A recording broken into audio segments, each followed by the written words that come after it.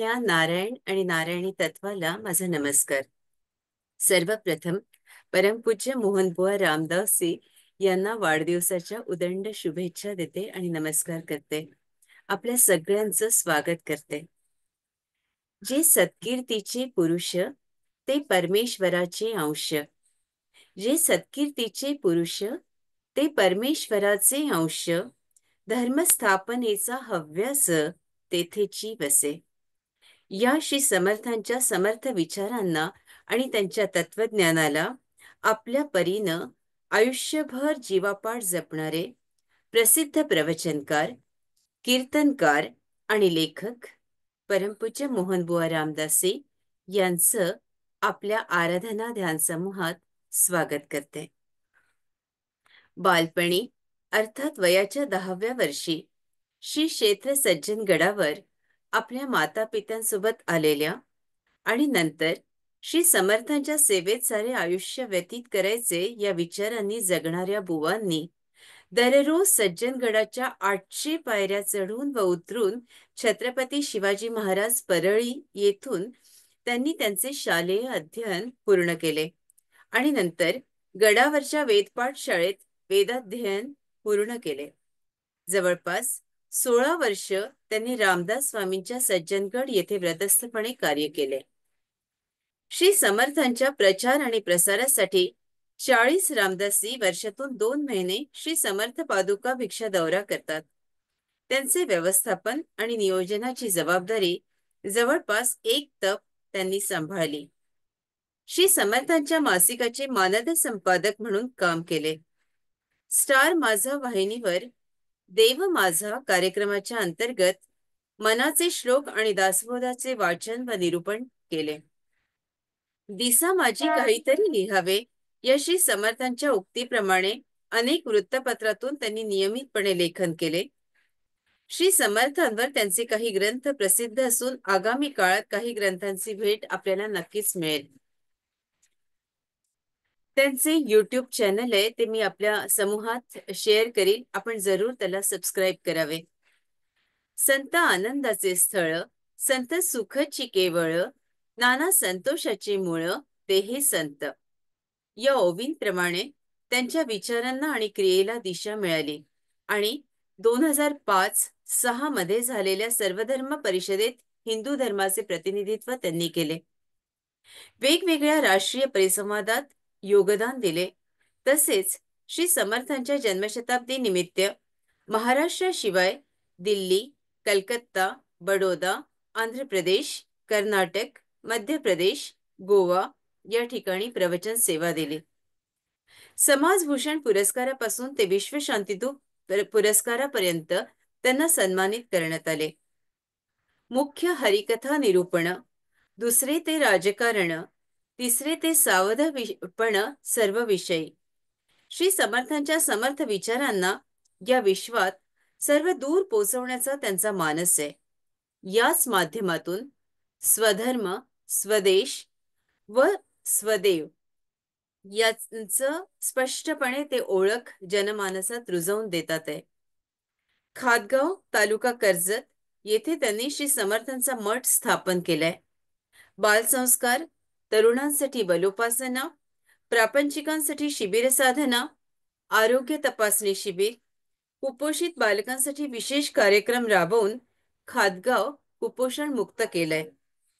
बुवा आपल्या या कार्यक्रमात स्वागत करते आणि पुढील सूत्र आपल्या हाती देते. धन्यवाद. जय जय रघुवीर समर्थ. मला वाटते अंतरी त्वा वसावे, तुझ्या दास बोधासी त्वा बोधवावे. अपत्या परी पाववी प्रेमग्रासा, महाराजया सद्गुरु रामदासा. आम्हा तुम्हासी भववारिधि माझी तारू जेवाचिता परिसिता मग होय तारू ते दासबोध रचना घडली जयाला वंदू निरंतरतया गुरुराजयाला जय जय रघुवीर समर्थ.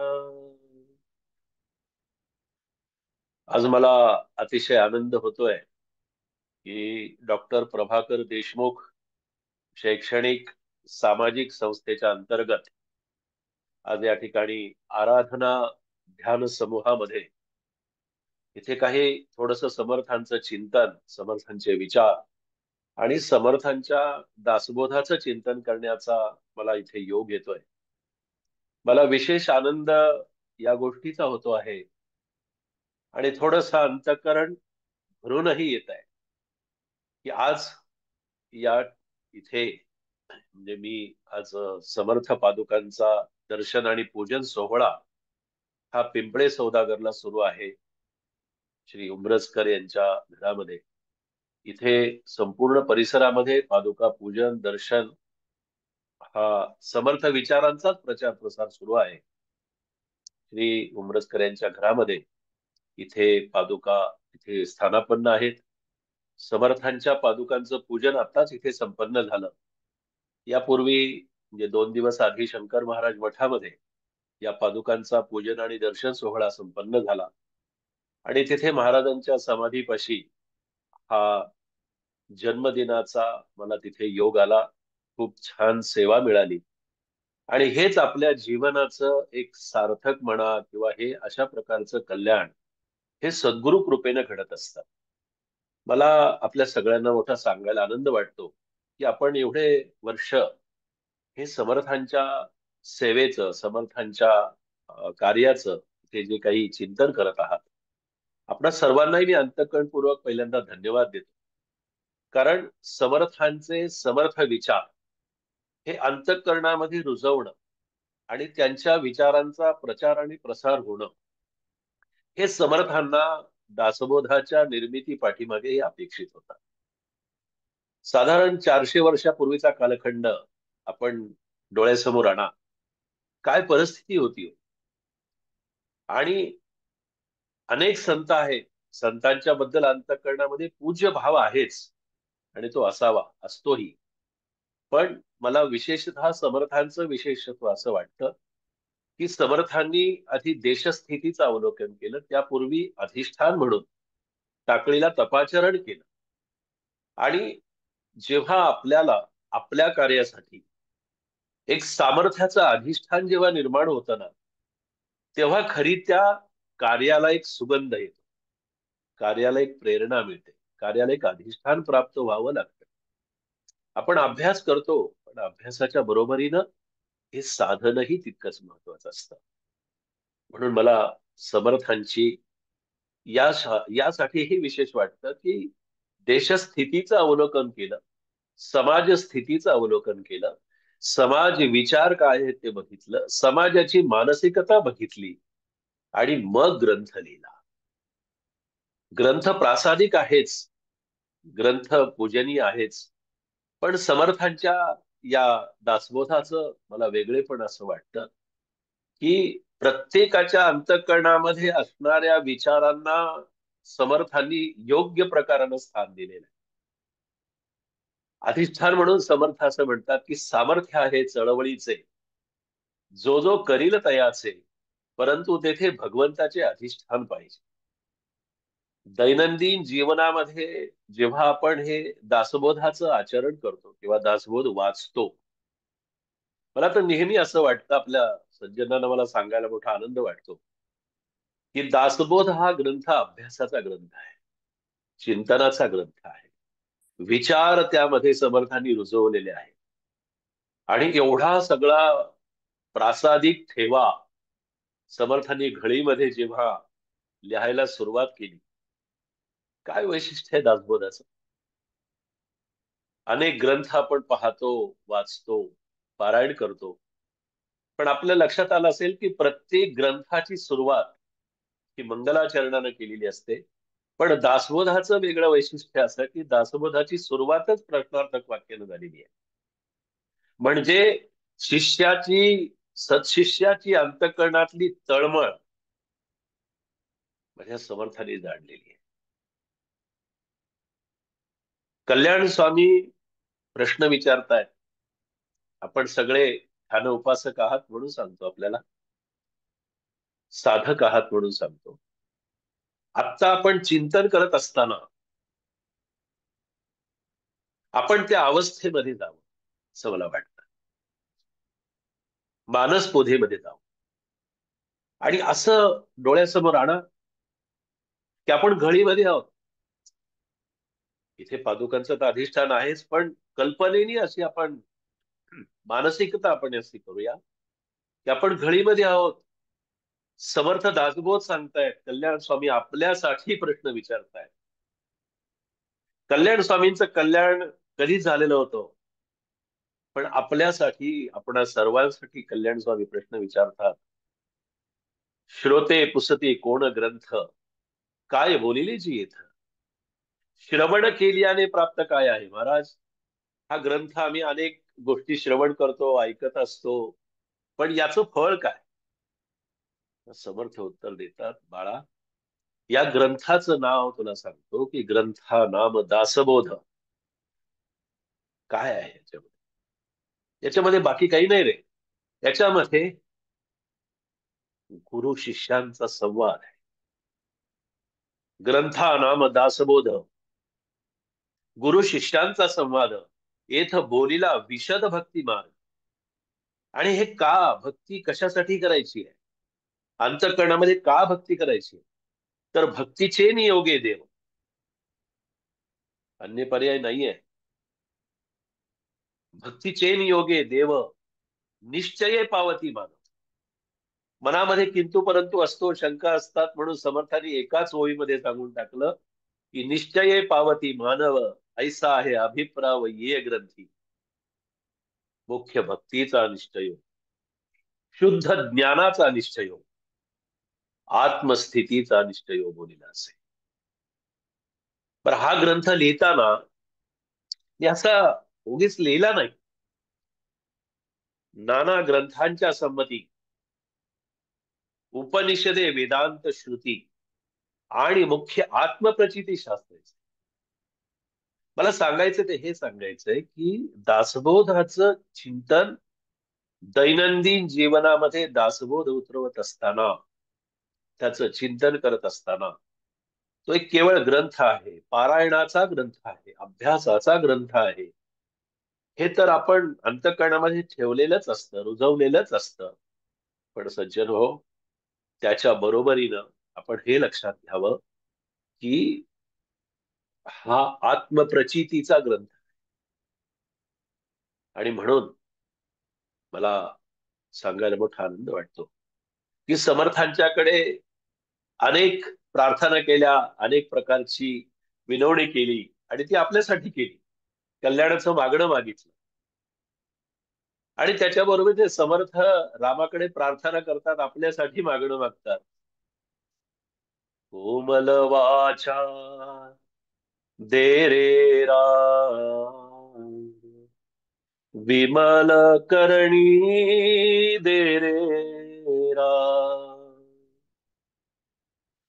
प्रसंग ओळखी दे रे राम, धूर्त कळा मज दे रे राम. सर्वात महत्वाचं मागणं काय मागितलं? मागो नेणे दे रे राम, मज न कळे ते दे रे राम.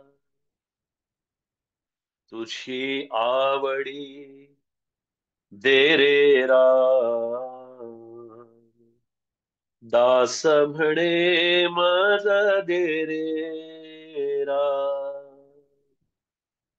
हे मागणं मागे. पण मी नेहमी सांगतो की भक्ताचा अधिकार असतो. भक्ताची इच्छा असते की देवाजवळ काहीतरी मागावं, देवाजवळ काहीतरी इच्छा व्यक्त करावी, देवाची प्रार्थना करावी. पण आपण काय करतो, हे जीवनामध्ये दासबोध आचरणात आणताना हे पाळण्याचं पथ्य आपल्याला सांगतो की देवाजवळ इच्छा व्यक्त करायला हरकत नाही. ती जरूर करावी. भक्ताचा अधिकार असतो, भक्ताचा तो हक्क आहे, अधिकार आहे भक्ताचा. देवाजवळ इच्छा जरूर व्यक्त करा, पण देवाजवळ अट्टाहास करू नका. त्याचं कारण असं, अट्टाहासामध्ये दुःख आहे, अट्टाहासामध्ये वेदना आहे, अट्टाहासामध्ये देवाच्या इच्छेविरुद्ध मागणं आहे. की देवाला द्यायचंय ते देऊ द्या ना. ते तो जे देईल ना, ते आपल्या कोट कल्याणाचं असेल. या जन्माचं नव्हे, अनेक जन्मांचं तो आपल्याला देणं देईल आणि आपल्या कल्याणाचं देईल, शाश्वत देईल. शाश्वत सुख हवंय का क्षणिक सुख हवंय? बरं, समर्थाने सुखाची व्याख्या तर केली करुणाष्टकामध्ये. ताई मला म्हणाल्या होत्या की करुणाष्टकांच्या वरती आपण बोलावं. बघू परत कधी योग येईल तेव्हा नक्कीच बोलू. पण समर्थ करुणाष्टकामध्ये असं म्हणतात, सुख सुख म्हणत आहे, दुःख ठाकोनी आले, भजन सकळ गेले, चित्त दुश्चित्त झाले. आणि कारण काय असतं त्याचं? काय आड येतं? कुठला स्पीड ब्रेकर येतो? कोणता व्यत्यय येतो? हा लक्षात घेणं महत्वाचं आहे की नाही? तो अडसर आहे, तो हा आहे, भ्रमित मन वळेना, हित ते कळेना, परम कठीण देही, देह बुद्धी गळेना. जोपर्यंत ही देहबुद्धी जी आहे ना, आपल्याला काहीही परमार्थाच्या त्या अवस्थेपर्यंत जाण्यासाठी ती नेहमी व्यत्यय आणते, नेहमी तो अडसर होतो. बरं, देहबुद्धी जन्मताच आपल्या बरोबर आलेली आहे. त्या देहबुद्धीला कुठे टाकणार? देह घेऊन जन्माला आलोय म्हटलं तर देहबुद्धी कुठे सोडायची हो? कुठे टाकायची? काय करायचं तिचं? अनेक प्रश्न विचारतात बरं का लोक मला. अनेकांची अशी इच्छा असते की याचं आम्हाला उत्तर द्या बुवा. मग ही देहबुद्धी आपल्या बरोबर आलेली आहे, विषय आपल्या बरोबर आलेले आहेत, कामना आपल्या बरोबर आलेली आहे, विकार आपल्या बरोबर आलेले आहेत. हे सगळं आलेलं आहे. बरं, हे आलेलं आहे, हे जीवाबरोबर आलेलं आहे, देहाबरोबर आलेलं आहे. ते कधी संपणार नाही, ते कधी टाकून देता येणार नाही. मग करायचं काय त्याचं? त्याचं एकच करायचं की देहबुद्धीचं काय करावं. समर्थ फार छान उत्तर देतात. समर्थ म्हणाले, अरे ती देहबुद्धी आहे ना, ती तुझ्या बरोबर आलेली आहे तुझा ठेवा म्हणून. पण ती देहबुद्धीकडे तू अशा रीतीनं बघ, देहे बुद्धी ते आत्मबुद्धी करावी. बस एवढंच करायचं. देहबुद्धी ते आत्मबुद्धी करा. पण ती देहबुद्धी आत्मबुद्धी करत असताना कशी करायची? काय माध्यम, काय त्याचं उपाय, काय त्याचा? ठीक आहे, देहबुद्धी आत्मबुद्धी करू तुम्ही सांगितल्याप्रमाणे. आणि त्याच्यासाठी म्हणून समर्थ म्हणाले, त्याच्यासाठी तुला सांगतो, सदा संगती सज्जनाची धरावी. आता कुठे शोधायचं सज्जन? कुठे मिळेल? कुठे सापडेल? काय त्याचा पत्ता, काय त्याचं लोकेशन, काय व्हॉट्सअप लोकेशन कोणतं? काय त्याला कसं शोधायचं? कुठे शोधायचं? म्हणतात त्याला शोधायला जाण्यापूर्वी किंवा त्याचा शोध घेण्यापूर्वी तू तुझ्यातला सज्जन शोध. आणि तो सज्जन कसा शोधायचा? मना सज्जना भक्ती पंथेचे जावे, या रीतीने त्याचा शोध. आणि असा असा शोध घेत असताना तो सज्जन तुला आतमध्ये सापडेल जर शोधलास तर. आपण काय करतो, आपल्यातला सज्जन, आपल्यातलं जे काही आहे ते बघतच नाही. सगळं दुसऱ्याच्या यातलं बघायचं. शेजारी काय करतो, काय करायचं आपल्याला, काय त्याची उपासना, काय त्याचं ध्यान, काय त्याची नामस्मरण भक्ती कशी चालली आहे, तो काय करतो, तो कुठल्या गुरुचा अनुग्रहित आहे, तो कोणत्या पंथाचा आहे, तो कोणत्या संप्रदायाचा आहे, तो कोणत्या जातीचा आहे, कोणत्या धर्माचा, करायचं काय. संप्रदायामध्ये, पंथामध्ये भगवत कृपेला प्राप्त होण्यासाठी हे कुठलंही बंधन ठेवलेलं नाही. समर्थ तर म्हणाले, रघुनाथ स्मरोनी कार्य करावे ते तात्काळची सिद्धी पाहावी. मग सर्वांना अधिकार दिलाय तो, स्त्रियांना दिला, पुरुषांना दिला, बालकांना दिला. हे कुठलंही बंधन ठेवलेलं नाहीये. सगळ्यांना एकसारखं एक सूत्रपणानं समर्थांनी आपल्यासाठी हा उपदेश करून ठेवला. म्हणून मला सांगण्याचं तात्पर्य असं की पारमार्थिक जीवनामध्ये दासबोध जगत असताना, दासबोध जगायचं आहे बरं का. अभ्यास जरूर करा, प्रमाणपत्र निश्चित घ्या, काही त्याच्यामध्ये अडचण नाही. पण प्रमाणपत्र मिळालं किंवा पारितोषिक मिळालं, अभ्यासाने मिळालं, ठीक आहे, ते आवश्यक असतं, गरजेचं असतं. पण ते पारितोषिक, ते सन्मान चिन्ह, ते सन्मानपत्र नुसतं शोकेस मध्ये लावून ठेवून करायचं काय. या आतमधल्या देहरूपी शोकेस मध्ये ते भरल्याशिवाय नुसत्या शोकेस मधल्या पारितोषिकाला काय करायचं घेऊन. ते घेऊ नये असं नाही, ते मिळू नये असं नाही, ते मिळवू नये असं नाही.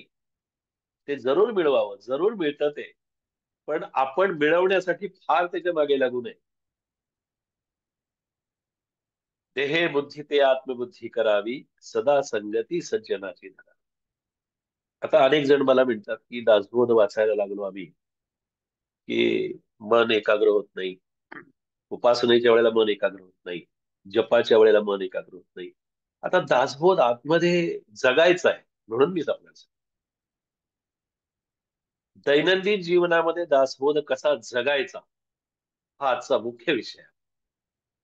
आणि तो जगत असताना हे सगळे आपल्या बरोबर आलेले जे काही विकार आहेत, विषय आहेत, ते समर्थ काय म्हणाले की हे सगळे तुझ्या बरोबर आले, तू त्यांना एका विशिष्ट स्थानावरती ठेव, विशिष्ट जागेवर ठेव, त्याच्या मागे लागून. विषय प्रत्येकाच्या दृष्टीनं वाईट आहे, नक्की आहे. समर्थांनी पण सांगून ठेवले की विषय जनित सुखे सौख्य होणार नाही, तुझ विण रघुनाथा ओखटे सर्व काही. फक्त त्या विषय आपल्या बरोबर आहेत ते जाणार नाही, हे सिद्ध आहे. तेव्हा पारमार्थिक असू दे, प्रापंचिक असू दे, कुणी साधक असू दे, संत असू दे, त्या जन्माबरोबर आलेले ना. पण एकच करायचं की साधकांनी, उपासकांनी काय करावं, तर विषय चिंतनाची जागा जी आहे ना, ती फक्त नामचिंतनाला द्यायची, बाकी काहीच करायचं नाही. इतकं साधं आहे, इतकं सोपं आहे. का एवढा क्लिष्ट परमार्थ करून ठेवतात मला कळत नाही. संतांनी इतक्या सोप्या भाषेत सांगावं आणि आम्ही ते अवघड करून ठेवायचं का. साधा सोपा सरळ विषय आहे. विषय चिंतनाची जागा ध्यानाला द्यायची, विषय चिंतनाची जागा रामाला द्यायची, विषय चिंतनाची जागा नामाला द्यायची, विषय चिंतनाची जागा आपल्या रामासाठीच्या अनुसंधानाला द्यायची. बस, जागा फक्त बदलायची आहे. अनेक संतांनी उपदेश केला की नाही, तुझा आहे तुझं पाशी. मग काय झालं, परी तू जागा चुकलाशी. संत आनंदाचे स्थळ आहे, संत सुखची केवळ, नाना संतोषाचे मूळ ते हे संत. संत कधीही आपल्याला अवघड परमार्थ करून सांगणार नाही. आणि नेहमी आपण लक्षात ठेवा की ज्या दिवशी आपण मनाचं ऐकणं बंद कराल त्या दिवशी राम भेटेल. बघितलं तर सोपं आहे, बघितलं तर खूप अवघड आहे. रामचिंतन, रामाची भेट घ्यायची आहे ना, रामाच्या कृपेला पात्र व्हायचंय ना, मग प्रपंचातल्या सुखदुःखाची, प्रपंचातल्या विषयाची का त्याच्याकडे उगीच आपण मागणी लावायची? का त्याच्या पाठीमागे अट्टहास करायचा? बरं, सगळ्यांना माहितीये प्रपंच कसा आहे तो.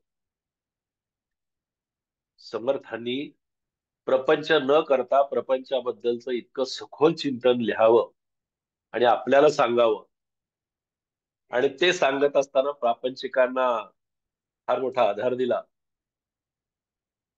काय म्हणाले समर्थ? आधी प्रपंच करावा नेटका, मग घ्यावे परमार्थ विवेका.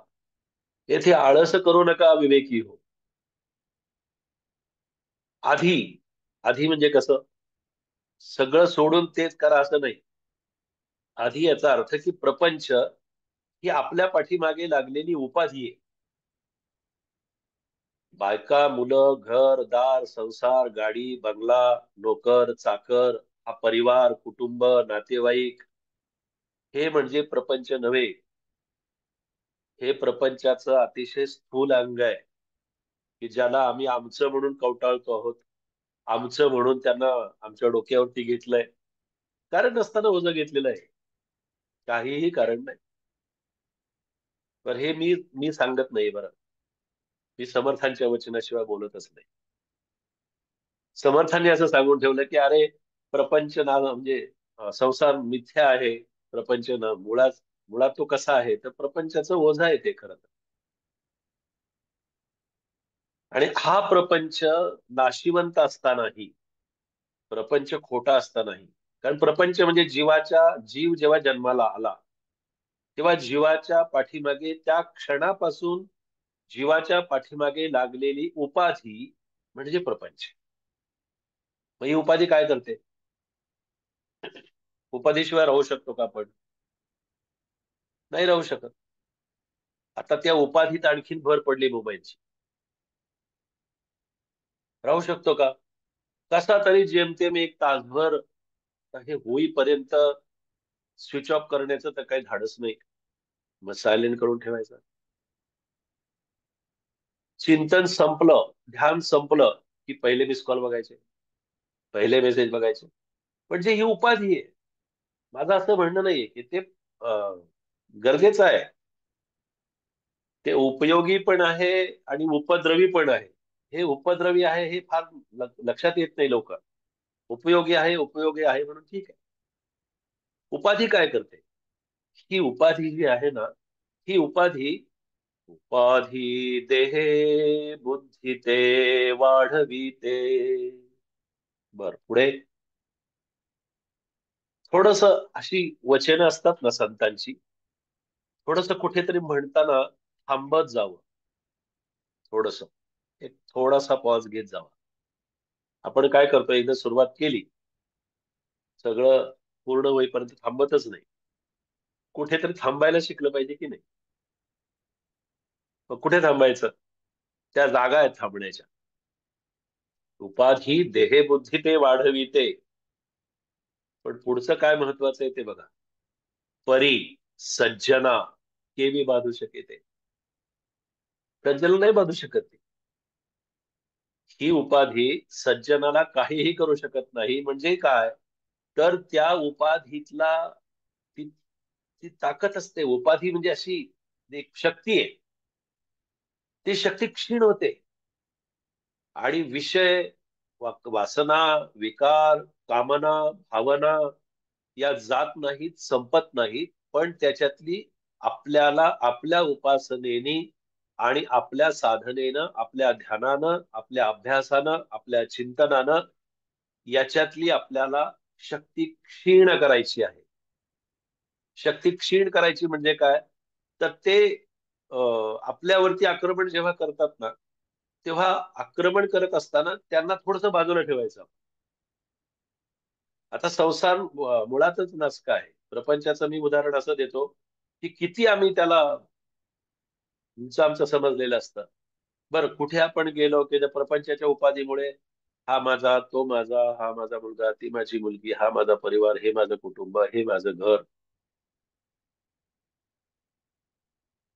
पण माझं घर, माझा संसार, कासया करीसी होशी जोजार, जन्मवरी वाहुनी भार, सेकी सांडोनी जाशी.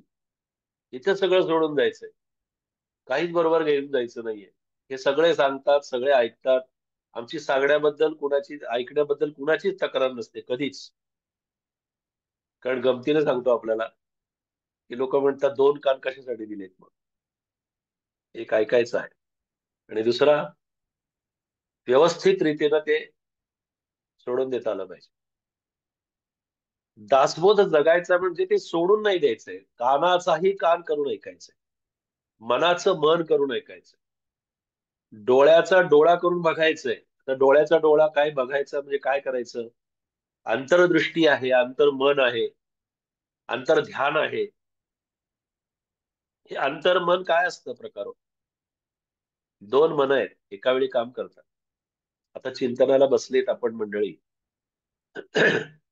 या शांततेचा, या एकांताचा उपयोग, आता आपण सगळे सज्जन आहात, मला त्याबद्दल काहीच म्हणायचं नाही. पण या शांततेचा, या एकांताचा, या शांततेचा उपयोग आम्ही या चिंतनानंतर काय करायचं दिवसभरात, त्याचं चिंतन जर आताच करून ठेवलं हेच ऐकत असताना, तर समर्थ म्हणाले म्हणून तर श्रवण भक्ती कठीण आहे. श्रवण असं करा की, आणि एकतर आपल्याला सांगतो की गुरुकृपेशिवाय, सद्गुरु कृपेशिवाय खरं समर्थांना अभिप्रेत असणारं श्रवणच होत नाही. गुरुकृपा लागतेच श्रवणासाठी. नाहीतर मग श्रवणामध्ये अतिशय विक्षेप आहे, प्रचंड विक्षेप आहे. श्रवणाला बसल्यानंतर, नामाला बसल्यानंतर कधी न आठवलेलं, कधी न विचार केलेला, कधी न चिंतन केलेलं, कुठल्या लग्न कार्यात, कुठल्या मुंजीत, कुणाच्या बारशात, कुणाच्या घरी, कुणाच्या समारंभात कधी किती अपमान झाला आणि त्याचा कसा व्यवस्थित आपण बदला घ्यायचा, हे सुद्धा उपासनेच्या वेळेला डोक्यात चाललेलं असतं. हे का चालतं? हे का होतं? का घडतं? त्याचं चिंतन करा. त्याचं चिंतन असं आहे की मनावरती झालेले संस्कार आहे आणि ते मन ते चिंतन करत असतं. म्हणून म्हणून आपल्याला सांगतो की दोन मन आहेत, एक अंतर्मन आहे, एक बाह्य मन आहे. अंतर्मनामध्ये पापपुण्याची व्यवस्था आहे. तुम्ही बाह्य मनानं तुम्ही मोठ्यानं म्हणा अगर म्हणू नका, पण अंतर्मनामध्ये जो विचार करत असाल ना, त्या विचाराप्रमाणे पाप आणि पुण्याची व्यवस्था होत असते अंतर्मनाच्या. आणि ते आपल्याला लवकर लक्षातही येत नाही अंतर्मन काय विचार करतंय ते. आपल्याला फक्त बाहेरच माहिती असतं, बाहेरचं जग दिसत असतं, बाहेरच्या सगळ्या गोष्टी दिसत असतात. अंतर्मन, आणि नेहमी आपल्याला उपासकांना सांगतो, या दासभूत चिंतनाच्या माध्यमातून सांगतो की आपलं मन पहिल्यांदा विकल्पग्रस्त असतं. पहिल्यांदा ते नको असलेला विचार करतं आणि आवश्यक असलेला गरजेचा विचार, परमार्थासाठी पोषक असणारा विचार, गरजेचा आणि जे आवश्यक आहे तो चांगला विचार ते केलं तर करतं, नाहीतर करतही नाही. आणि त्याने चांगलाच विचार करावा हे जर आपल्याला वाटत असेल, त्याच्यासाठी ध्यान आहे हो. आता आपण सकाळी ध्यान केलं, रोज आपण ध्यान करता. ध्यान करण्याचा विषय आहे का? मला वाटत नाही असं. हळूहळू हळूहळू रोजच्या ध्यानानं ध्यान लागणं गरजेचं आहे. आणि ते कसं लागलं पाहिजे? काय काय करावं लागेल त्याच्यासाठी? बसावं लागेल, प्रयत्न करावे लागतील, सुरुवातीला ओढून ताणून. पण मला नेहमी माझं माझं चिंतन असं असतं की तुम्ही ओढून ताणून कुठली परमार्थामध्ये गोष्ट करायला जाल ना, तर ती लगेचच साध्य होते असं नाही. थोडेसे व्यत्यय जास्त येतात. असं ध्यान व्हावं. ध्यान करू जाता मन हरपले, ध्यान करू जाता मन हरपले. काय परिणाम झाला पाहिजे? सगुण ते झाले गुणातीत, गुणातीत, ध्यान करू जाता मन हरपले. ध्यानाच्या वेळेला मन हरपलं पाहिजे, म्हणजे मन हरवलं पाहिजे. याचा अर्थ काय? तर मनाने मध्ये मध्ये लोडबोड करायची नाहीये ध्यानाच्या वेळेला. एक आपल्याला सहज गमतीनं सांगतो बरं का. स्वामी माधवनाथांच्या केंद्रामध्ये ध्यानाची खूप मोठी परंपरा आहे. अनेक वर्षांपासून परमपूजनीय स्वामी माधवनाथांच्या बरोबर होतो. सज्जनगडावरती ते आले होते. पुण्यातही एक दोन शिबिराच्या वेळी त्यांच्या बरोबर थांबण्याचा योग आला. अनेक संत सत्पुरुषांचा सहवास लावला. त्यातला माधवनाथांच्या शिबिरामध्ये त्यांचं प्रवचन झालं आणि एका भक्ताने त्यांना येऊन एक प्रश्न विचारला. फार विनोदी पण होते तेवढे. संत विनोदी पण असतात, विनोदानेही बोलतात, गमतीनेही बोलतात. शेवटी ते माणूसच असतात ना. काय सारखं त्याने काय असं गंभीरच राहायचं का? सतत त्यांनी त्याच ह्याच्यात राहायचं का? थोडेसे असतात. समर्थही असे विनोदीच आहे. सगळे संत असेच आहेत. स्वामी माधवनाथांचं प्रवचन झालं. प्रवचनामध्ये सगळा उपदेश करून झाला होता. तरी सुद्धा ते ऐकून एक भक्त आला, साधक, आणि त्याने असा मिश्किल प्रश्न विचारला. अर्थात स्वामी माधवनाथही पुण्यातलेच, प्रश्न विचारणंही पुण्यातलाच. आता त्याने फार गमतीशीर प्रश्न विचारला. तो म्हणाला, आपल्या केंद्रामध्ये की जेवढी इतकी शांतता पसरलेली असते, एवढे लोक शांत बसलेले असतात, कुठला आवाज येत नाही, एकदम असं एकदम शांतता असते. स्वामी माधवनाथांनी गमतीनं काय म्हणावं, म्हणजे मी होतो ते ऐकायला. स्वामी माधवनाथ गमतीनं म्हणाले, विनोदानी म्हणाले, अरे म्हणाले, खरं सांगू का, आमच्या ध्यान केंद्रामध्ये एवढी शांतता असते, एवढी शांतता असते ना, कमालीची शांतता असते, तू अगदी बरोबर सांगितलंस म्हणाले. पण काही वेळेला असं होतं म्हणाले की ती शांतता, अहो शांतता असण्याचं कारण म्हणाले, अनेक लोक निद्रावस्थेतच असतात म्हणाले. हा अर्थात गमतीचा भाग होता. सगळे ध्यान लावणारे पण असतात असं नाहीये. पण गमतीने त्यांनी सांगितलं की म्हणाले, ही निद्रा जी आहे ना बाबा, ही निद्रा ध्यानाच्या वेळेला जास्त येते. ध्यानाच्या वेळेला, उपासनेच्या वेळेला या सगळ्या विषयांच्या मध्ये आपण मनात आणा अगर न आणा, ते पहिल्यांदा विकल्पच येतो. पहिल्यांदा विषयच येतात. पहिल्यांदा या सगळ्या गोष्टी घडतात. म्हणून मला नेहमी सांगावं असं वाटतं की आपल्या जीवनातला एक दिवस, काही क्षण, काही काळ असा जावा की आपण फक्त रामासाठी जगावं. आपण फक्त नामासाठी जगावं. आपण जप करतो, आपण उपासना करतो, आपण नाम घेतो, पण लगेच किती झाला जप तो लिहून ठेवतो. किती हजार झाला, किती लाख झाला, किती झालं जप, हे लिहून ठेवतो. काही हरकत नाही लिहून ठेवायला. पण लिहून ठेवला की कुठेतरी ती एक अशी अहमपणाची जाणीव अंतःकरणामध्ये, मनामध्ये, सूक्ष्म मनामध्ये निर्माण होणार नाही ना, याची काळजी पण त्यावेळेला घेणं गरजेचं आहे. कारण नामामध्ये, उपासनेमध्ये क्वांटिटीपेक्षा क्वालिटीला महत्व जास्त आहे. नामामध्ये क्वालिटी गरजेचीच आहे, ध्यानामध्ये क्वालिटी गरजेचीच आहे. तुम्ही किती वेळ बसता आणि किती ध्यान करता याच्याही पेक्षा जेवढा वेळ बसाल तेवढा वेळ ते ध्यान लागलं पाहिजे, तेवढा वेळ तो नामजप झाला पाहिजे. ब्रह्मचैतन्य महाराजांच्या परंपरेतले केतकर महाराजांचा 11 कोटी जप पूर्ण झाला होता. बाबा बेलसर त्यांना असं म्हणाले, की म्हणाले, ते तुमचा 11 कोटी जप पूर्ण झालाय, आता एखादा छान समारंभ करूया ना आपण. बरोबर होतं ना. आमचा काही थोडा झालं की लगेचच आम्ही काहीतरी समारंभ करतो, लोकांना बोलवतो. 11 कोटी जप झालाय म्हणाले, काही कमी नाहीये. समर्थाने सांगितले 13 कोटी जप झाला की राम दर्शन देईल. 11 कोटी जप झालाय म्हणाले तुम्हाला तुमचा, काहीतरी समारंभ करूया ना. विशेष आहे म्हणाले 11 कोटी जप म्हणून. केतकर महाराज अत्यंत लीन ते. बघा, नामानं, ध्यानानं, उपासनेनं ही ही अंतःकरणाची तयारी करून घ्यायची असते बरं का, दैनंदिन जीवनात दासबोध जगत असताना. त्यामुळे 11 कोटी जप झाला त्यात काही विशेष नाही म्हणाले. 11 कोटी जप पूर्ण होऊनही काही विशेष नाही असं म्हणण्याची ती तयारी किंवा तेवढी म्हणण्याची आध्यात्मिक तयारी आहे ना, ही फक्त त्या नामानच येते, फक्त ध्यानानंच येते, फक्त उपासनेनंच येते. दासबोध चिंतनानंच ही अवस्था तयार होऊ शकते. दासबोधाच्या अभ्यासानंच होऊ शकते. काय विशेष नाही म्हणाले. 11 कोटी जप झाला, त्यात काय विशेष आहे? मग म्हणाले विशेष काय तुमच्या दृष्टीनं, ही 11 कोटी जप झाला, हे जर विशेष नसेल, तर तुमच्या तुमच्या दृष्टीने विशेष काय? फार सुंदर उत्तर दिलंय बरं का. पण लक्षात ठेवा, केतकर महाराज असं म्हणाले, 11 कोटी जप झाला यात काही विशेष नाही म्हणाले. मग विशेष काय म्हणाले, तेव्हा त्यांनी असं उत्तर दिलं की ते म्हणाले, मला माझे महाराज भेटले हेच विशेष.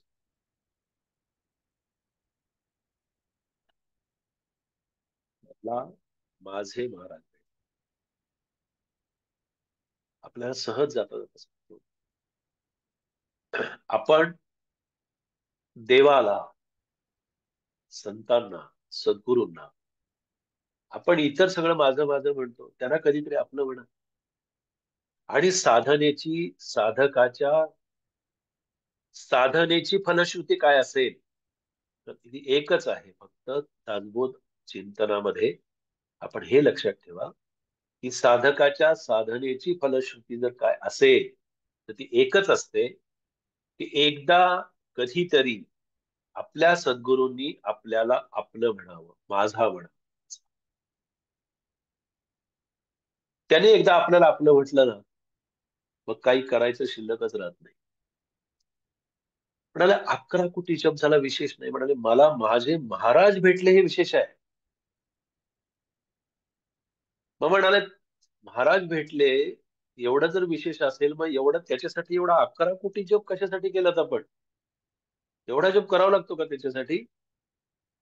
केतकर महाराजांनी उत्तर दिलं की म्हणाले 11 कोटी जप केला याचं कारण असं, किंवा त्याचा भाग असा आहे, त्याचं कारण असं आहे की तो का केला असं जर मला विचारत असाल, तर मला माझ्याकडे फक्त एकच उत्तर आहे. म्हणाले की माझ्या महाराजांना आवडतो म्हणून मी केलं,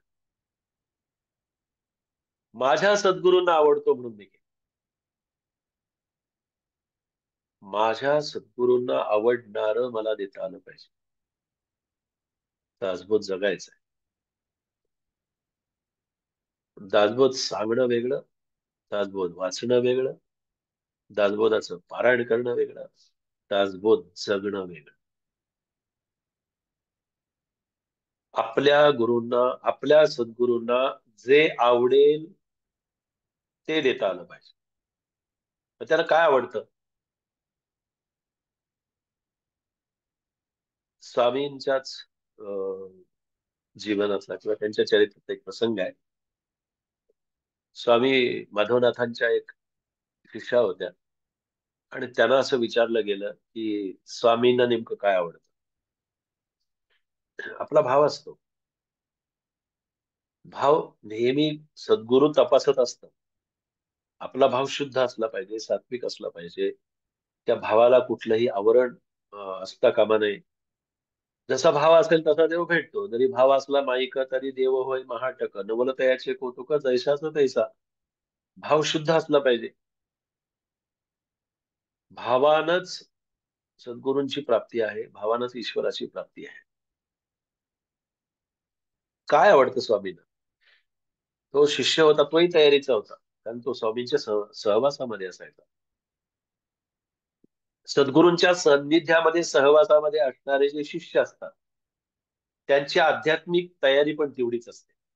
समर्थांच्या सान्निध्यामध्ये अनेक शिष्य होते, अनेक भक्त होते. त्यांची अशी तयारी समर्थांनी करून घेतली होती. काय आवडतं म्हणाले गुरुना, सांग तरी. तो शिष्य इतका तयारीचा होता.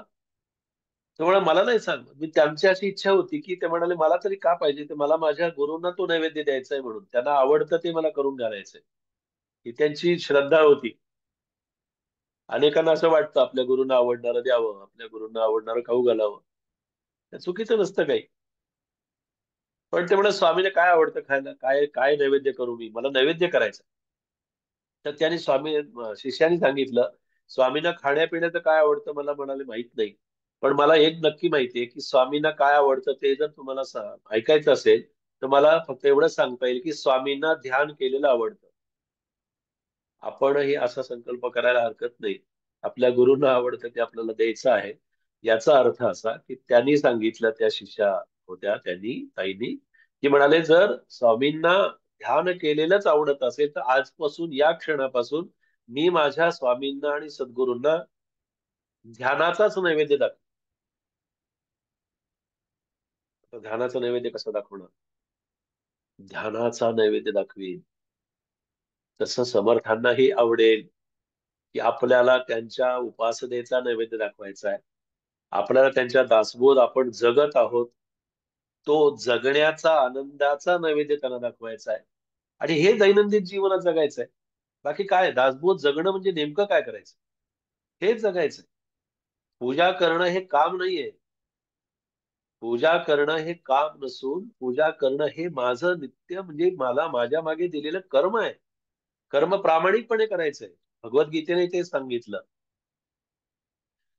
समर्थाने ते कर्माची फार सुंदर एका वचनामध्ये सांगून ठेवलंय की ते म्हणाले, आधी ते करावे कर्म, कर्म मार्गे उपासना, उपासका सापडे ज्ञान, ज्ञान ज्ञाने मोक्षाची पावड. आणि हा मार्ग, हा उपदेश जेव्हा आपण आतमध्ये कुठेतरी आपल्यामध्ये घेण्याचा जेव्हा प्रयत्न करतो, तर कर्म करायचंय. कर्म कसं असतं की कर्म तेरे अच्छे है तो किस्मत तेरी दासी है, और नियत तेरी अच्छी है तो घर में मथुरा काशी आहे. कुठे जायची गरज नाही. बरं, जाऊन तरी आपण काय करतो? फार सुंदर चाललाय की नाही महाकुंभ, जावंसं वाटतं. जरूर जावं. पण त्या कुंभामध्ये जाताना या कुंभाचा पण विचार करणं गरजेचं आहे की नाही? या कुंभामध्ये राम आहे का? या कुंभामध्ये ध्यान आहे का? या कुंभामध्ये भक्ती आहे का? या कुंभामध्ये का जाऊन नुसती डुबकी मारून यायची आहे? असे डुबक्या मारणारे बरेच जण येत असतात. संत साधू पण येतात, सत्पुरुष पण आलेले आहेत. कित्येक महंत साधू संत सत्पुरुष तिथे आलेले आहेत. पण त्या सत्पुरुषांचं दर्शन घेण्यासाठी मी सुद्धा पात्र असलं पाहिजे ना. माझ्यामध्ये पण ती योग्यता येण्यासाठी मला साधन करायचंय, दासबोधाचं चिंतन करायचंय, जगायचंय. आणि दासबोध जगणारा शिष्य आणि रामदासी जेव्हा त्यांच्या समोर जाईल, तेव्हा त्यांचा आशीर्वाद मिळेल, तो लाखो मोलाचा आशीर्वाद असेल. आपण रामदासी आहोत. रामदासी बाणा जागवता आला पाहिजे आपल्याला. तो असा ओगीच नाही जागवता येत. त्याच्यासाठी समर्थांची समर्थ शिकवण आपल्यामध्ये येण्याची फार गरज आहे. साधनेचं अधिष्ठान आपल्यामध्ये याच्यासाठी येण्याची गरज आहे. म्हणून साधकांनी, उपासकांनी या गोष्टी आपल्यासाठी करायच्या आहेत की अनावश्यक चिंतेचं नेट जोपर्यंत आपण बंद करत नाही, तोपर्यंत आपल्या शाश्वत सुखाची बॅटरी जलद चार्ज होण्याची शक्यता नाही. आता असं असं पटेल अशा भाषेत सांगितलं की जरा बरं वाटतं. अनावश्यक चिंता आहे, काही कारण नाही. काहीच कारण नाही चिंता करायचं. चिंतन करा त्यापेक्षा. बरं, चिंतन आणि चिंतेची जागा दोन नसतात, मी नेहमी सांगतो. आणि ते निश्चित आहे. आतमध्ये असे कप्पे आहेत का? ही चिंतेचं जागा, ही चिंतनाची जागा, ही ध्यानाची जागा, ही कुठं काही काम करण्याची जागा, असं नाहीये. एकच जागा आहे. हृदय सिंहासनावरती राम बैसलेले आहेत. ध्यान, आपल्याला तिथे ध्यान करायचं आहे, तिथे तो राम बसलेला आहे. अनावश्यक चिंतेचं नेट बंद केलं की जलद चार्जिंग सुरू झालं. त्याला काय वेगळं कुठला तरी प्लग, वेगळा कुठला पॉइंट, वेगळा कुठला तरी, पण ते पॉवर हाऊस मात्र निश्चित चांगलं असलं पाहिजे. नाही तर प्लग मध्ये नुसतं लावून काय करायचंय? ते प्लग बंद असेल तर काय करणं? ते पॉवर हाऊस चालू पाहिजे ना. महाराज म्हणायचे, समर्थ म्हणायचे की तुमचं राम कृपेचं पॉवर हाऊस जोपर्यंत तुम्ही जागवत नाही ना अंतकरणामध्ये, तोपर्यंत ते नुसते प्लग पॉइंट काय करायचे, ते चार्जर घेऊन त्याचा काही उपयोग नाही. त्याचा काहीच उपयोग होत नाही. म्हणून अनावश्यक चिंता, अनावश्यक काळजी, अनावश्यक टेन्शन, अनावश्यक ताणतणाव आपण घेत असतो. लक्षात ठेवा. आपण एक तरी अशी गोष्ट आहे का हो, की आपण वर्षानुवर्षे ते चिंता करत आलोय, रोज काळजी करतोय, रोज चिंता करतोय, रोज टेन्शन घेतोय, रोज ताणतणाव आपण आपल्या मनामध्ये आहेत. आणि ती चिंता केली म्हणून ते झालं, असं कधी घडतं का? नाही घडत. मग काय चिंता चिंता चिंता कशासाठी करायची? कधीतरी ते रामावरती सोपवा. कधीतरी आपल्या सद्गुरूंच्या वरती सोपवा. सद्गुरूंना आपण काही देतच नाही त्यांच्यासाठी काही असं. अहो, सद्गुरूंना, आपल्या गुरूंना काहीतरी आपल्यासाठी करायचं असतं कल्याणाचं. त्यांना संधी द्या थोडीशी. आपणच काळजी करत बसलो तर ते कशाला लक्ष देतील? ते म्हणतील छान आहे, मग तुझी चालू तूच काळजी करत राहा तुझी तुझी. जेव्हा आपण त्यांच्यावरती सोपवून बघा ना एकदा, एखादा दिवस असा द्या त्यांच्यासाठी, की एखादा क्षण असा काढा की सर्वस्व त्यांच्यावरती सोपा. शरणागतांची वाहे चिंता, तो एक सद्गुरु दाता, जैसे बालक वाढवी माता नाना यत्ने करुणी, म्हटलंय की नाही? मग ती शरणागत अवस्था येण्यासाठी ध्यान, शरणागत अवस्थेसाठी दासबोध, त्याच्यासाठी मनाचे श्लोक, त्याच्यासाठी आत्माराम, त्याच्यासाठी हे सगळे चिंतनाचे विषय आहेत. हे कशासाठी करायचंय मग? काय आपल्या मनासारख्या काही गोष्टी घडण्यासाठी करायचंय का? बरं तेही समर्थाने लिहून ठेवावं का दासबोधामध्ये? ते पण लिहून ठेवलं. कुठेतरी नाशिक टाकळीला काळाराम मंदिरात बघितलं असेल. लोक येत आहेत, दर्शन घेत आहेत, रामाचं दर्शन घेत आहेत, आणि जाताना काहीतरी रामाजवळ मागणं मागतायत, काहीतरी डोका पुट्ट आपटतायत, काहीतरी मागणं मागतायत. आणि काही मागायचं जर लक्षात नेमकं देवाजवळ गेलं की काहीतरी मागावंसं वाटतं, संतांच्या आणि सद्गुरूंच्या जवळ गेलं की मागायचं काय ते विसरून जातं. ते समर्थांनी लिहून ठेवलं. ते म्हणाले, जनाचा लालची स्वभाव आरंभीच म्हणती देव, म्हणजे मला काहीतरी देवायची वासना. म्हणून अनावश्यक चिंता, अनावश्यक काळजी लक्षात ठेवा. आपण जीवन हा संघर्षच आहे, आणि संघर्ष हे जिवंतपणाचं लक्षण आहे. संघर्ष जीवनात नसेल तर तुम्ही जिवंत आहात हे कशावरून ओळखायचं बरं? संघर्ष आहे. कोण गेला नाही सामोरे संघर्षाला? कोणत्या संतांना संघर्षाशिवाय संत म्हटलेलं आहे लोकांनी? म्हटलेले नुसतं नाही, ते संत जे त्या अवस्थेला पोहोचले, संघर्षातून गेले ना. समर्थांचं जीवन बघा ना आपण. टाकळीला समर्थ तपश्चर्येला गेले, साधनेला गेले, तिथे 12 वर्ष पुरश्चरण केलं. जेव्हा त्या मधुकरीला बाहेर पडायचे, झोळे घेऊन भिक्षेला बाहेर जायचे, तेव्हा लोक काय म्हणायचे? बरं, समर्थाने ते लिहून ठेवलंय. देईना पूर्विना कोणी, उगेची जनहासती, लौकिक राखता येना, बुद्धी दे रघुनायका. युक्ती नाही, बुद्धी नाही, विद्या नाही विवंचिता, नेणता भक्त मी तुझा, बुद्धी दे रघुनायका. चालता बोलता येना, कार्यभाग कळेची ना. कसं आहे, समर्थन लिहून ठेवलं. कुणी देत नाही, घेत नाही, काही नाही म्हणाले, तरी सुद्धा हे लोक नाव ठेवलं. काय झालं याला? धडधाकड दिसतोय, भिक्षा मागतोय. समर्थ संप्रदाय, समर्थांची शिकवण, समर्थांचं आचरण, हे समर्थांच्या शिकवणुकीप्रमाणे समर्थांनी भिक्षा सांगितली, समर्थांनी देशाटन केलं, समर्थांनी 12 वर्ष भ्रमंती केली, 1100 मठ स्थापन केले, म्हणून त्यांना हा उपदेश केला. दासबोध कसा जगायचा ते शिकवलं. दासबोध जगत असताना समर्थांचं दासबोधावरती एवढं बारीक लक्ष असायचं. गिरधर स्वामी समर्थ प्रतापामध्ये लिहितात की जेव्हा त्या हस्तलिखित प्रती असायच्या, ती सुटी पानं असायची, कशी व्हायची महंताची नेमणूक? लिहून ठेवलंय चरित्रामध्ये, की जेव्हा ते सुट्टी पानं दासबोधाची एक एक एक एक लावून, जो सगळ्यात आधी ग्रंथ लावून ज्याचा तयार होईल तो महंत व्हायचा. अशी अशी अशी ती व्यवस्था होती. म्हणून दासबोध हा आपल्या जीवनाचा आधारभूत ग्रंथ आहे. म्हणून आपल्या सद्गुरूंना, आपल्या गुरूंना, आपल्या गुरुकृपेला, त्यांना आपल्याला आपल्याला त्यांना प्राप्त करून घ्यायचं आहे. कारण गुरु काय करतात? गुरु आपल्या जीवनाचा फक्त प्रोग्राम बदलत नाही.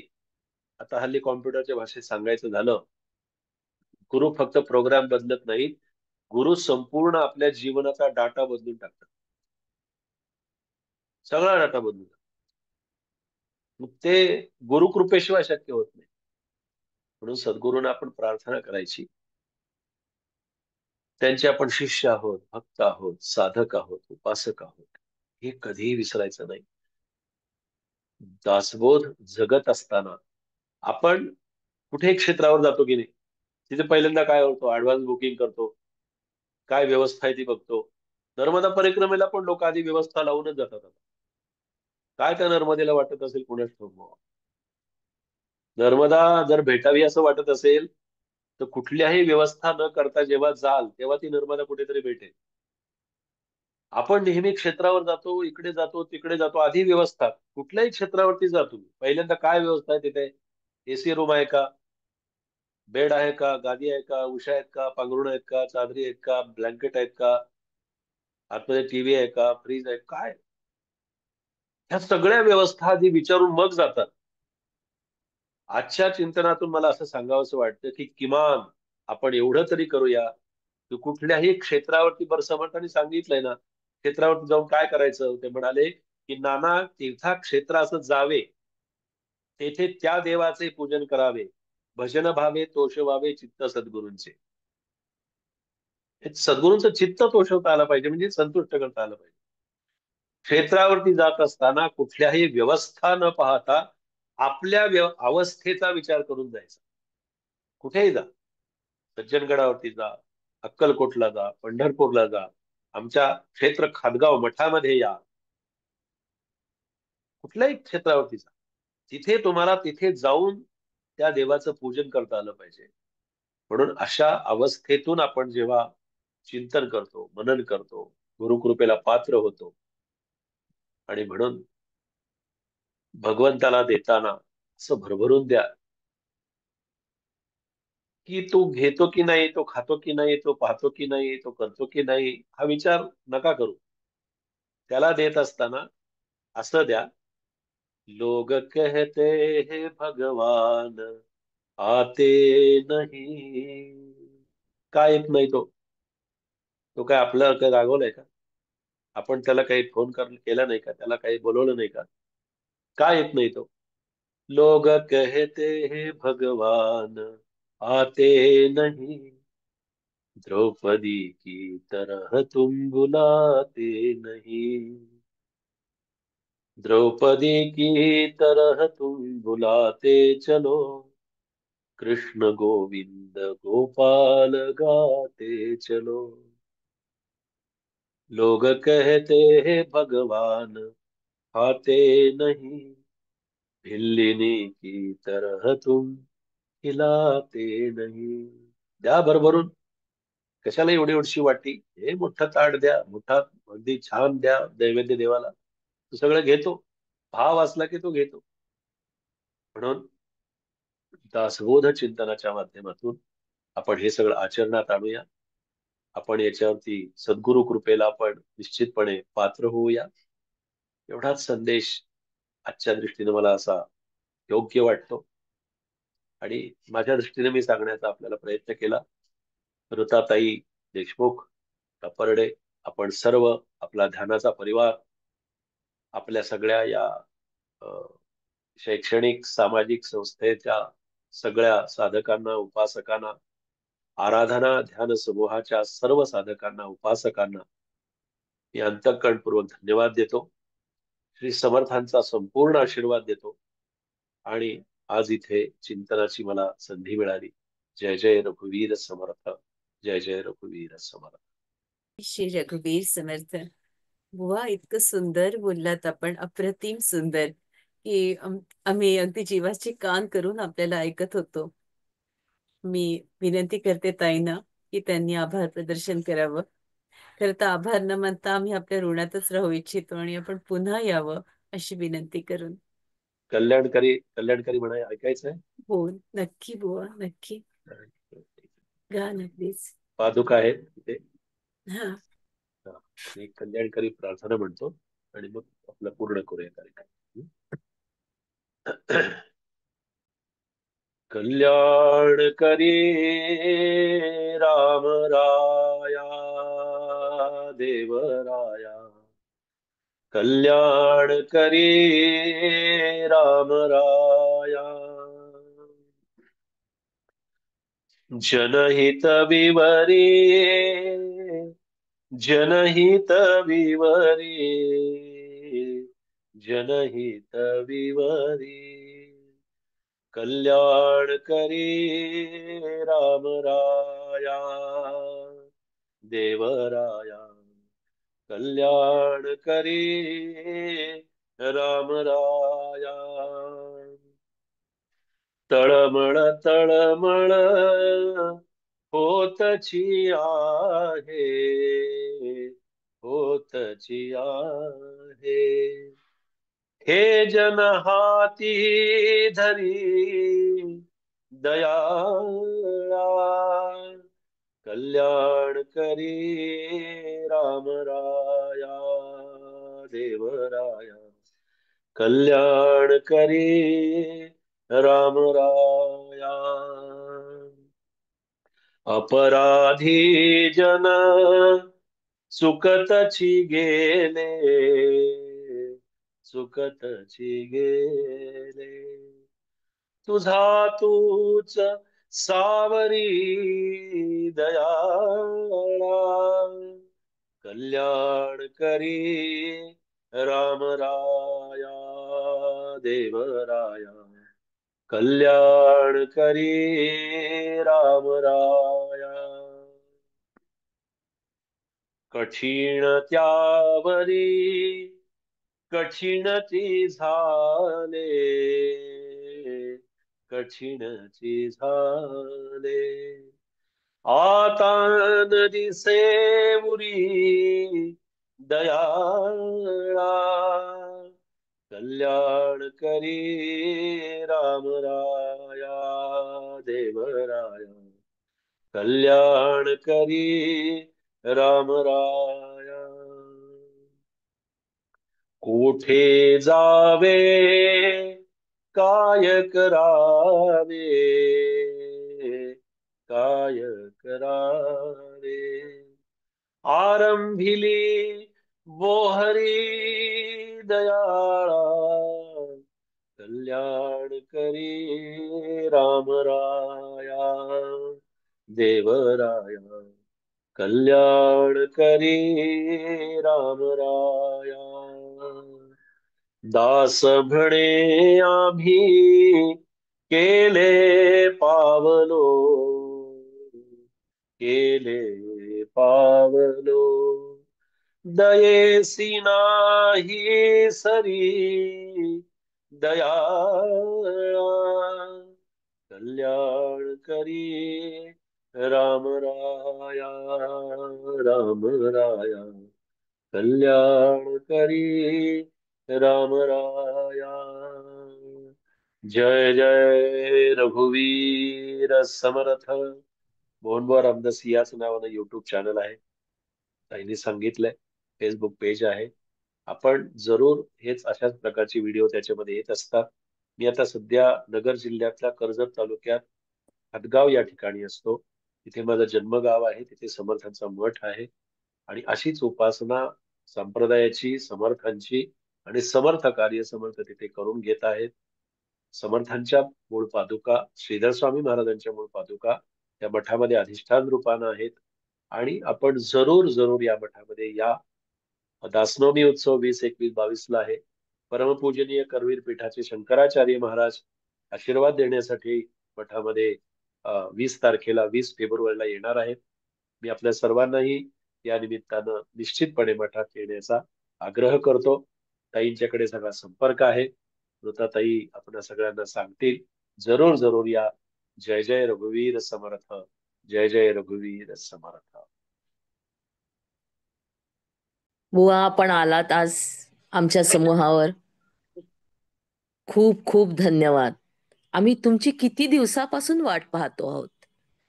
आज येणार, उद्या येणार, आज डेट मिळते आहे, सध्या नाही, थोडंसं थांबावं लागेल, असं म्हणता म्हणता आज तुम्ही आलात. खूप आनंद झाला. तुम्ही आमच्या झोळीत अनेक रत्न टाकलेत. सहज बोलताना अनेक रत्न टाकले. ज्याला जसं शक्य होईल त्याने ते उचलले असणार. आपण सांगितलं की देहबुद्धीकडनं आपल्याला आत्मबुद्धीकडे जायचंय. मार्ग जरा थोडासा कठीण आहे, म्हणजे आमच्यासाठी तरी, पण आम्ही खरंच प्रयत्न करणार. आणि त्या प्रयत्नासाठी तुम्ही आम्हाला एक गुरुकुल्ली पण देऊन ठेवली आहे. ती म्हणजे विषय चिंतनाची जागा जागेच्या जागी रामाच्या चिंतनाने घ्यायची. हे जरा थोडंसं सोपं वाटलं बघा. आणि हाच गुरुकिल्ली म्हणून आज आम्ही जे उचललं त्याचा प्रयत्न करणार. समर्थ आमच्या याच्यामध्ये असतातच, अधूनमधून समर्थांवर व्याख्यानं येतातच. आम्ही पण दोघी बहिणी समर्थांवर, दासबोधावर कधीतरी काहीतरी द्यायचा प्रयत्न करतो. आमचे बाबा डॉक्टर प्रभाकर देशमुख हे समर्थ भक्त होते आणि त्यांच्या स्मृतीला आज वंदन. आज तुम्ही आलात, एक मोठे समर्थ भक्त आलात, हे सगळ्यात आमचं भाग्य आहे. आणि असेच या. नक्की. आपल्याला खूप खूप विनंती आहे की तुम्ही या आणि आमचं जीवन समृद्ध करून टाका तुमच्या विचारांनी. खूप आज खूप समर्थांच्या धन्यवाद. पादुका इथे होत्या, त्याच्यामुळे आणखी जास्त असं खूप असं हे होत होतं. आणि म्हणजे ठीक आहे. बाकीच्यांना बोलायचं असेल, तुम्हाला वेळ आहे का? हो, आहे. हा, हँड रेज करा. रोहिणीताई बघा. अर्चनाताई बोला.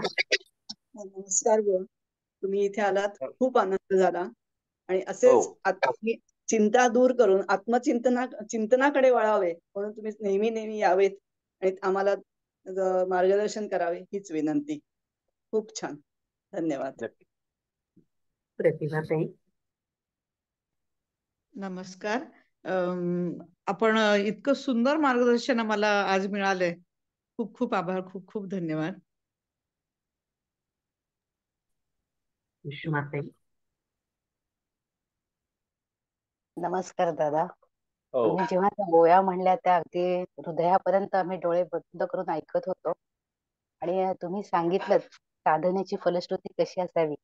एकदा तरी आपल्यावर सद्गुरूंनी आपलं म्हणावं याचा नक्की आम्ही प्रयत्न करू आणि दासबोध जगून ती साधनेची फलश्रुती होऊ शकते असं आम्हाला, माझ्यापर्यंत हा मेसेज मला कळला असं वाटतंय की आपल्या सद्गुरूंनी आपल्याला आपलं म्हणावं.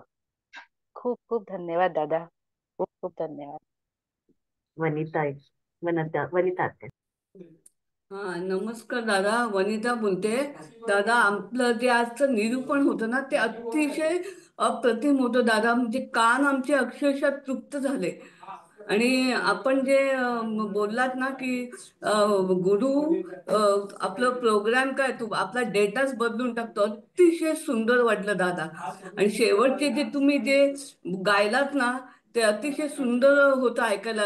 रामराया देवराया, अतिशय दादा डोळे भरून आले. आपण खरंच परत परत यावं आणि आम्हाला उपकृत करावं दादा, एवढी तुमच्या चरणी प्रार्थना आहे. प्राचीताई.